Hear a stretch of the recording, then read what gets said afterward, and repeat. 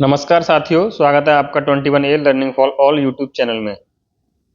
दोस्तों, हम पढ़ रहे थे अधिगम एवं शिक्षण। आज हमारी ये चौथी क्लास है। इससे पहले हमने 3 क्लासें की हैं। जहां हमने लास्ट किया था वो था विशिष्ट बालकों के प्रकार। विशिष्ट बालकों में जैसा कि हमने पहले बताया, मंदबुद्धि बालक, पिछड़े बालक, अपराधी बालक, प्रतिभाशाली बालक, सृजनात्मक बालक, धीमी गति से सीखने वाले बालक और आशा से कम सफलता पाने वाले बालक। ये हमने पिछली क्लास में जाना। इससे आगे चलेंगे हम आज। आइए देखते हैं। सबसे पहले जानते हैं हम मंदबुद्धि बालक। कौन होते हैं मंदबुद्धि बालक? बौद्धिक क्षमता में कमजोर बालक जिनकी मानसिक योग्यता औसत बालकों से कम है, मंदबुद्धि बालक कहलाते हैं। मतलब जिनकी औसत क्षमता जो है औसत बालकों से कम होती है, मंदबुद्धि बालक कहलाते हैं। मंदबुद्धि तथा मानसिक मंदता का संबंध व्यक्ति के मस्तिष्क के अपूर्ण विकास से है। ऐसे बालकों के समायोजन सामान्य बालकों की अपेक्षा निम्न स्तर का होता है। मतलब ये जो है जो एक औसत बच्चे होते हैं उनकी तरह मतलब वो नहीं कर पाते हैं समायोजन। और इनका जो समायोजन जो है उन बालकों की अपेक्षा निम्न स्तर का होता है। परिभाषाएं प्रोफेसर पेज के अनुसार इन्होंने बताया, मानसिक अल्पता सामान्य से निम्न स्तरीय विकास की वह दशा है जो बालक में जन्म से ही विद्यमान रहती है। एक और परिभाषा है क्रो एंड क्रो के अनुसार, 70 से कम बुद्धि लब्धि वाले बालक को हम मंदबुद्धि बालक कहते हैं। काफी इंपॉर्टेंट परिभाषा है ये। इन्होंने बताया कि जिनकी जो बुद्धि लब्धि है 70 से कम है तो वो बालक कौन है? मंदबुद्धि बालक। ऐसे ही E.L. डॉल के अनुसार, मंदबुद्धि या मानसिक दुर्बलता सामाजिक अयोग्यता की वह अवस्था है जो परिपक्वता पर प्राप्त होती है। इन्होंने बताया कि मंदबुद्धि जो है मानसिक दुर्बलता सामाजिक अयोग्यता की वह अवस्था है जो परिपक्वता पर प्राप्त होती है। एक परिभाषा और है कुप्पू-स्वामी के अनुसार। इन्होंने बताया, शैक्षिक पिछड़ापन अनेक कारणों का परिणाम है। इन्होंने क्या बताया? शैक्षिक पिछड़ापन जो है क्या है? अनेक कारणों का परिणाम है। अधिगम में मंदता उत्पन्न करने के लिए अनेक कारक एक साथ मिल जाते हैं। और क्या बताया कि जो अधिगम में जो मंदता होती है उसके लिए अनेक कारक जिम्मेदार हैं। अब जानते हैं मंदबुद्धि बालक की विशेषताएं। विशेषताओं में सबसे पहले, मंदबुद्धि एक मानसिक दशा है। ये क्या है? मानसिक दशा है जो मस्तिष्क के असामान्य विकास से संबंधित है। जो मस्तिष्क का असामान्य विकास मतलब पूर्ण विकास नहीं है तो क्या है? मंदबुद्धि का कारण। दूसरा, मंदबुद्धि बालकों का बौद्धिक विकास सामान्य बालकों की अपेक्षा कम होता है। इन बालकों का जो विकास है सामान्य बालकों की अपेक्षा कम होता है। इनमें वातावरण के अनुकूलन की योग्यता का अभाव पाया जाता है। ये आसानी से वातावरण में अनुकूलन अपना समायोजन नहीं कर पाते हैं। नेक्स्ट, मंदबुद्धि या मानसिक पिछड़ापन स्थायी होता है। इसको सामान्यतः किशोरावस्था में ही पहचाना जा सकता है। इसका एक विशेष कारण यह है कि ये जो है मानसिक जो पिछड़ापन होता है वो स्थायी होता है एक तरीके का, और इसको हम अधिकतर किशोरावस्था में ही पहचान सकते हैं। इनकी उत्पत्ति आनुवंशिक तथा शारीरिक कारणों से होती है। मानसिक मंदता का कारण आनुवंशिक भी हो सकता है और शारीरिक कारणों से भी हो सकता है। प्राय इनका उपचार संभव नहीं है। प्राय मतलब इनका उपचार संभव नहीं है, लेकिन इनको कुछ प्रशिक्षण के माध्यम से और थोड़ा इम्प्रूवमेंट कर सकते हैं। इनकी बुद्धि लब्धि का विस्तार फलांक 75 से कम होता है। और उन्होंने बताया कि इनकी बुद्धि लब्धि का जो फलांक जो है अगर 75 से कम है तो बालक किस श्रेणी में आएगा? मानसिक मंदता की में। ये सामाजिक रूप से असमर्थ होते हैं। ये स्वयं की सहायता करने में अक्षम होते हैं। मतलब अपनी मानसिक मंदता की कई श्रेणियां होती हैं, तो उनमें ही एक श्रेणी ये होती है कि मतलब एक उस लेवल तक होते हैं कि जो अपनी स्वयं की रक्षा करने में भी अक्षम होते हैं। इनकी स्मरण शक्ति कमजोर होती है। दैनिक कार्यों के लिए दूसरों पर निर्भर रहते हैं। यहां तक मानसिक मंदता होती है कि ये दैनिक कार्यों के लिए भी दूसरों पर निर्भर रहते हैं। जैसा कि मैंने बताया, मंदबुद्धि बालकों के प्रकार, इनकी 4 श्रेणियां होती हैं, 4 प्रकार के होते हैं। मंद सीखने वाला बालक, जिसकी अगर आई की बुद्धि लब्धि की बात करें तो 75 से 60। अल्प बुद्धि बालक, इसकी बुद्धि लब्धि 60 से 50 के बीच में। और मूढ़ बुद्धि बालक 50 से 25। और जड़ बुद्धि बालक 25 से कम। जड़ बुद्धि जिसको पता है, कुछ भी पता नहीं है, न खाने का न पीने का, और कोई भी किसी भी तरीके का कैसा भी ज्ञान नहीं है, केवल बिस्तर में पड़े रहना। और यहाँ तक कि ये अपने हाथ पैरों को भी हिला डुला नहीं सकते हैं, जड़ बुद्धि बालकों की श्रेणी में वो आते हैं। अब आगे मंदबुद्धि बालकों के कारण। पहला जो कारण है वंशानुक्रम से संबंधित है। दूसरा शारीरिक एवं मानसिक आघात, शारीरिक दोष है कोई। निर्धनता भी एक मानसिक मंदता का कारण है। नेक्स्ट, ग्रंथियों का अवरोधन, घर का वातावरण और मादक पदार्थों का सेवन। अब जानेंगे मंदबुद्धि बालकों की शिक्षा।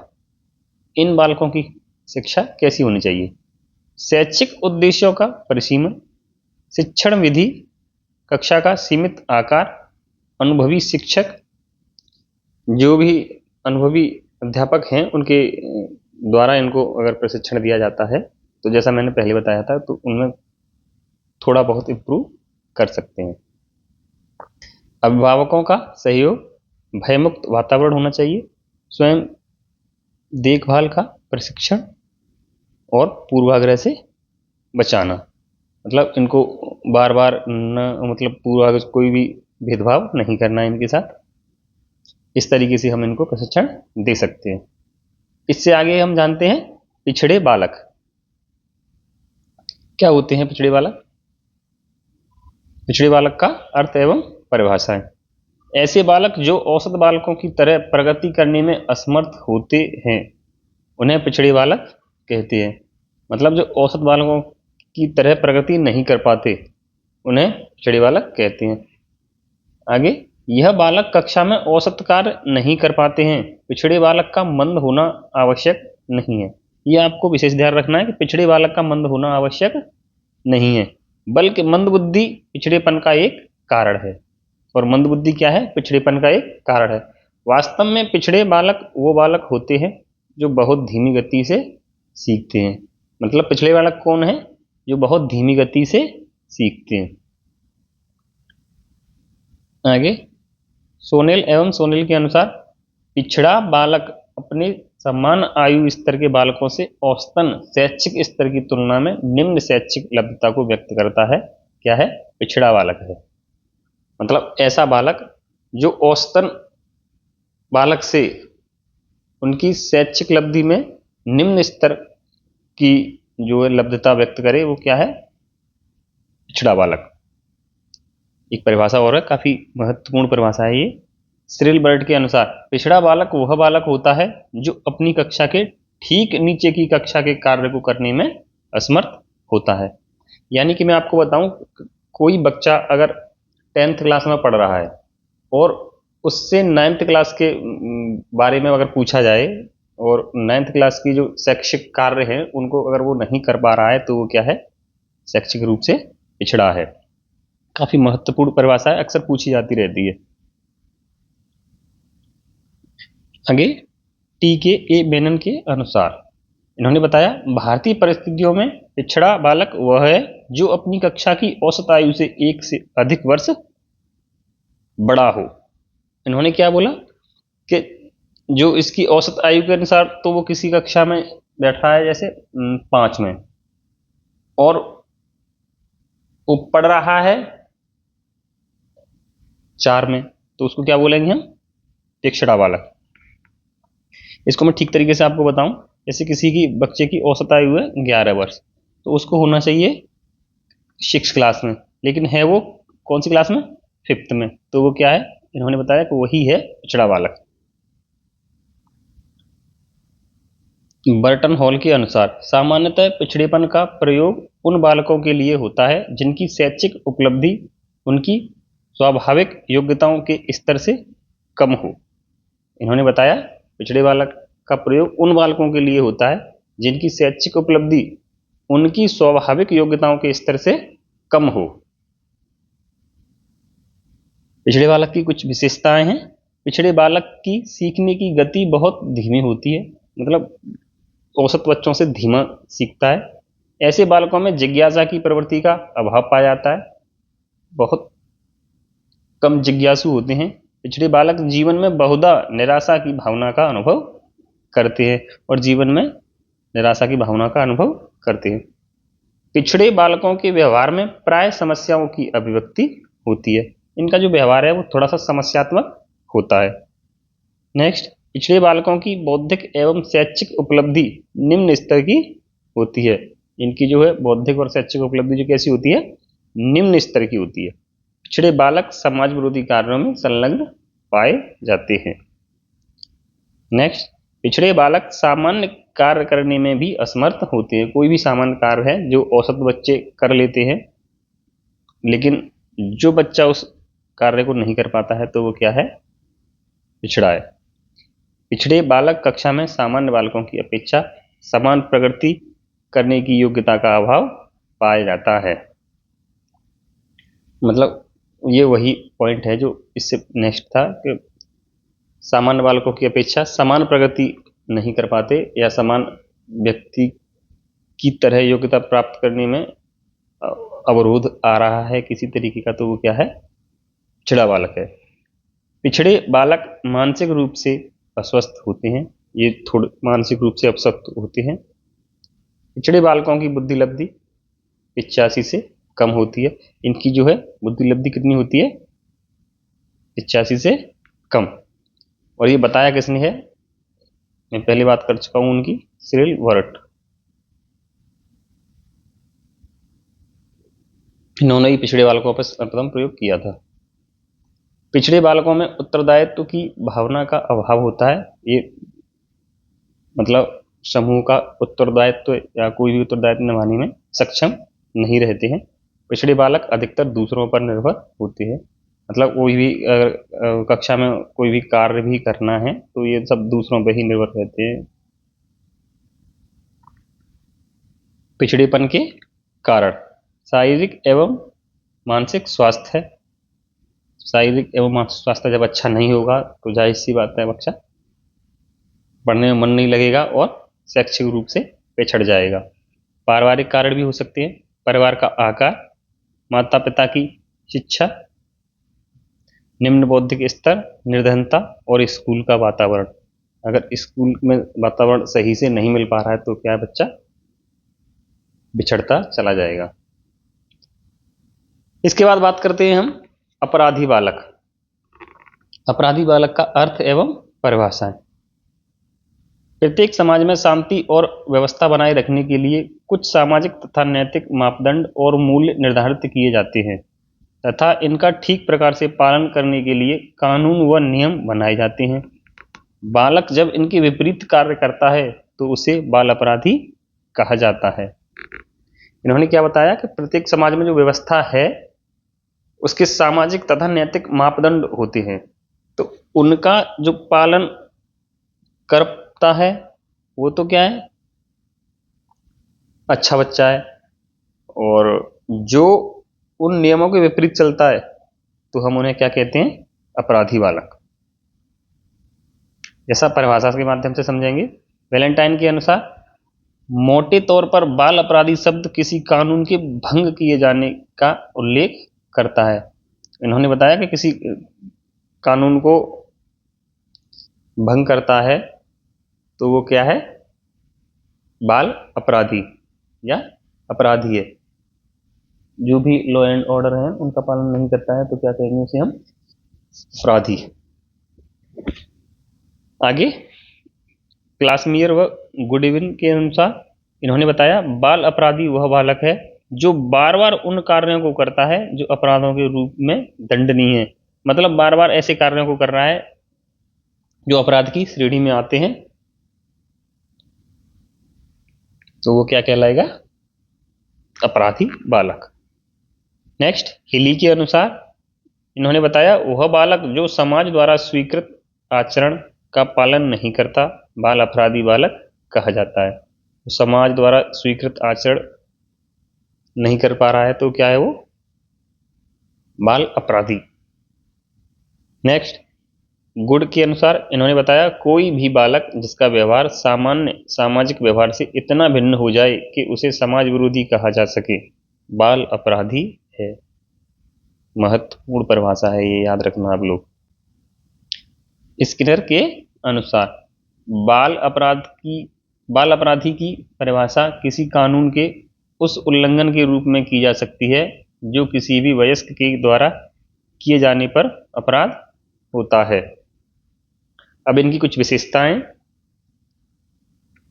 इनमें संवेगात्मक अस्थिरता पाई जाती है, यह कुंठाओं से ग्रसित रहते हैं, स्वभाव से बेचैन उग्र बहिर्मुखी तथा विध्वंसक होते हैं, ये स्वार्थी प्रवृत्ति के होते हैं, शीघ्र क्रुद्ध होने वाले होते हैं, ऐसे बालक कुसमायित होते हैं, इनके व्यक्तित्व में अस्थिरता होती है। अच्छा, इन बालकों की पहचान कैसे करेंगे? तो बाल अपराधी बच्चों की पहचान, तो चोरी करने वाले होते हैं, जेब काटना, झगड़ालू प्रवृत्ति के, झूठ बोलने वाले भी बालक क्या हैं? बाल अपराधी की श्रेणी में आते हैं, आक्रामक प्रवृत्ति के, अवांछनीय व्यवहार करने वाले, नियमों का पालन न करने वाले, विद्यालय छोड़कर भाग जाने वाले, अपराधी व्यक्तियों से मेल जोल रखने वाले और दीवारों पर अनुचित लिखना। स्कूल या कॉलेज की दीवारों पर जो भी अनुचित बातों को लिखते हैं तो वो किस श्रेणी में आएंगे? बाल अपराधों की श्रेणी में। आगे बाल अपराध के कारण क्या क्या कारण है? पहला वंशानुक्रम हो सकता है, शारीरिक कारण हो सकता है, पारिवारिक कारण, निर्धनता भी हो सकता है, विद्यालय संबंधी कारण, सामाजिक कारण और बुरी संगत से भी बाल अपराध की श्रेणी में व्यक्ति या बच्चे चले जाते हैं। मनोवैज्ञानिक कारण भी हो सकते हैं। इसके बाद जानेंगे हम प्रतिभाशाली बालक। प्रतिभाशाली बालक का अर्थ एवं परिभाषाएं। जो बालक मानसिक आयु में अपनी आयु वर्ग के सभी बालकों से उच्च बौद्धिक क्षमता रखता है उसे प्रतिभाशाली बालक कहते हैं।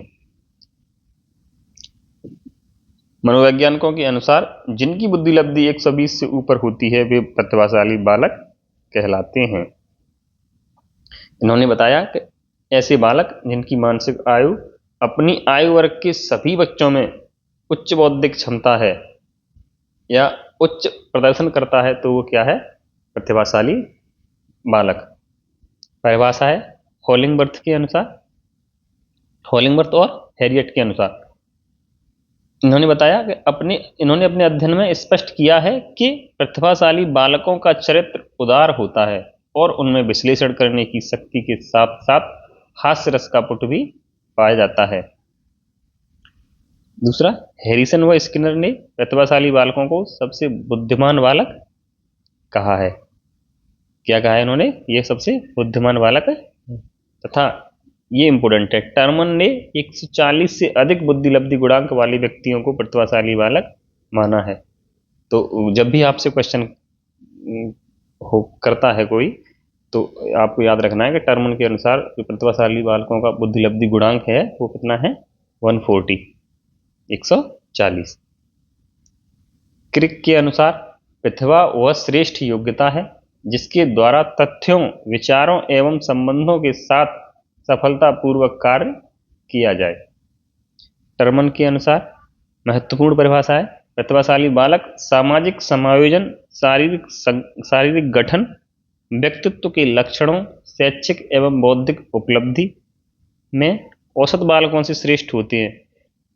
इन्होंने कहा जो बच्चे औसत बालकों से श्रेष्ठ होते हैं वो क्या है? प्रतिभाशाली बालक। कौल सैनिक के अनुसार वह प्रत्येक बालक जो अपनी आयु स्तर के बालकों से किसी न किसी योग्यता में अधिक हो प्रतिभाशाली बालक कहलाता है। मतलब कौल सैनिक कह रहे हैं कि वह प्रत्येक बच्चा जो अपने आयु स्तर के बालकों से किसी न किसी योग्यता में अधिक है तो वो क्या है, प्रतिभाशाली। ऐसे ही सिम्पसन ने बताया, इन्होंने कहा कठिन बौद्धिक कार्यों का निष्पादन करने वाले तथा उच्च कोटि की केंद्रीय स्नायु संस्थान वाले बच्चों को प्रतिभाशाली बालक कहते हैं। मतलब जो उच्च कोटि का कार्य करते हैं, अच्छी सोच रखते हैं और बौद्धिक कार्यों में हमेशा श्रेष्ठ आते हैं औसत बालकों की अपेक्षा, तो वो क्या है, प्रतिभाशाली बालक। अच्छा, इनकी कुछ विशेषताएं प्रतिभाशाली बालकों की। पहली है, प्रतिभाशाली बालक शारीरिक विशेषताओं में सामान्य से भिन्न होते हैं। दूसरा, इनकी ज्ञानेंद्रियां प्रखर होती हैं। कैसी होती हैं ज्ञानेंद्रियां? प्रखर, मजबूत।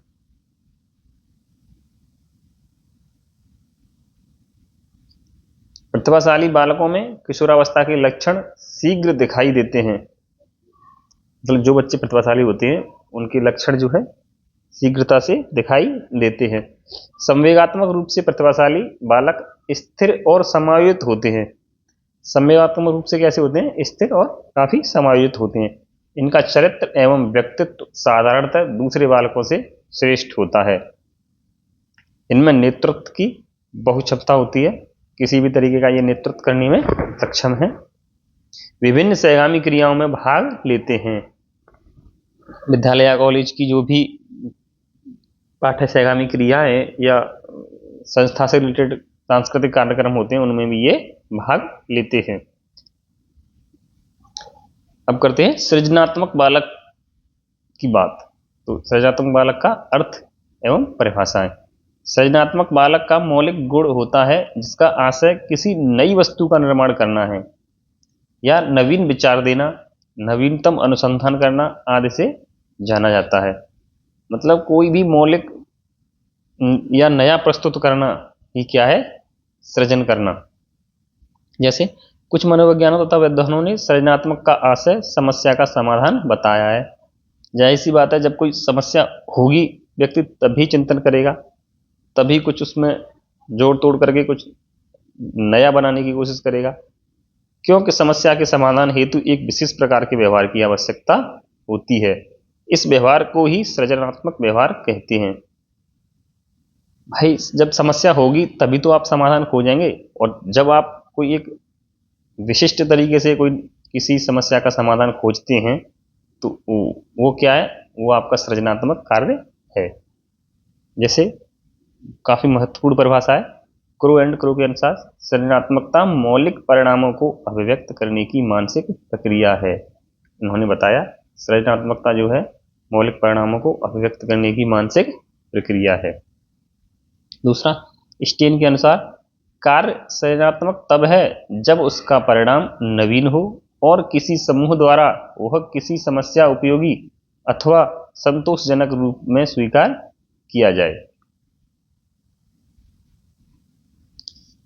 नेक्स्ट, ऑरेंज के अनुसार इन्होंने बताया सृजनात्मकता समस्याओं, कठिनाइयों, ज्ञान के अंतराल, लुप्त तत्वों आदि के प्रति संवेदनशील होने की प्रक्रिया है।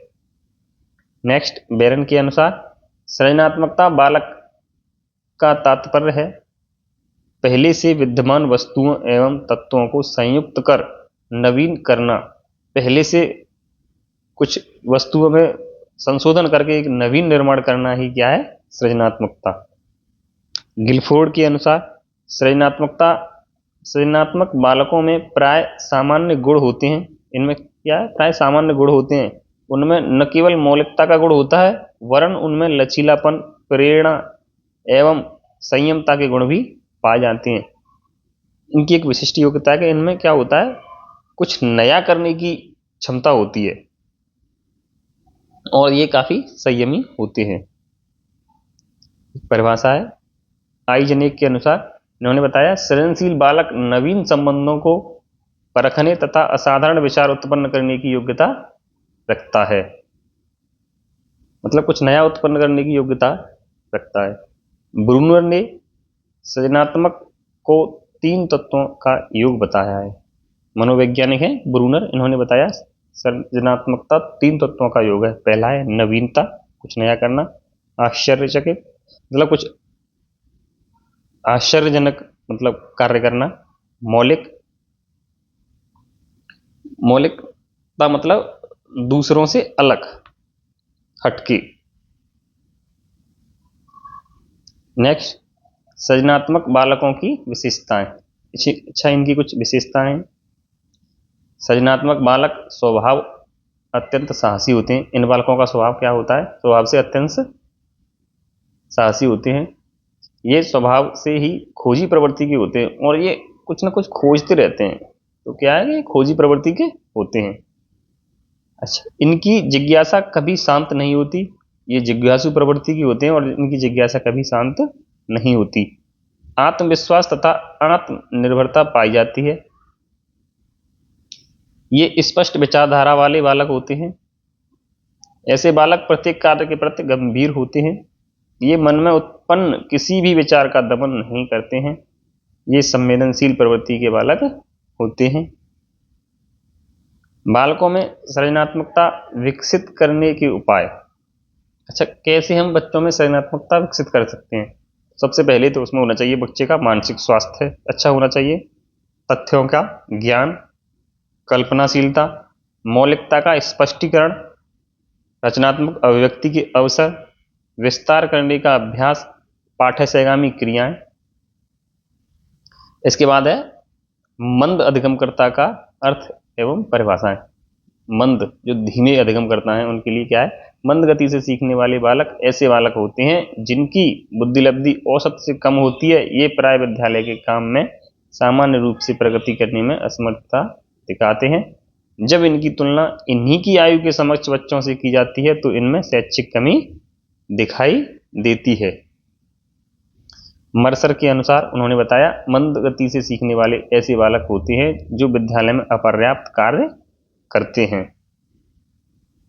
मंद अधिगमकर्ता की कुछ विशेषताएं। ध्यान एवं एकाग्रता में इनकी में कमी, धीमी गति से सीखने की क्षमता, नई जानकारी से परिचित तत्वों की पहचान करने में असमर्थता, मौलिकता एवं सृजनात्मकता का अभाव, विश्लेषण करने की असमर्थता है, समस्या समाधान करने में असमर्थता, ये कोई भी समस्या का समाधान नहीं कर पाते हैं, शब्दों एवं वाक्यों को मिलाने का धीमापन। ये आज क्लास यहीं पे लास्ट करते हैं और ये आज हमने फर्स्ट यूनिट को कंप्लीट किया है। इससे आगे अगली वीडियो में हम जानेंगे नेक्स्ट यूनिट। थैंक यू दोस्तों, आप सभी का धन्यवाद।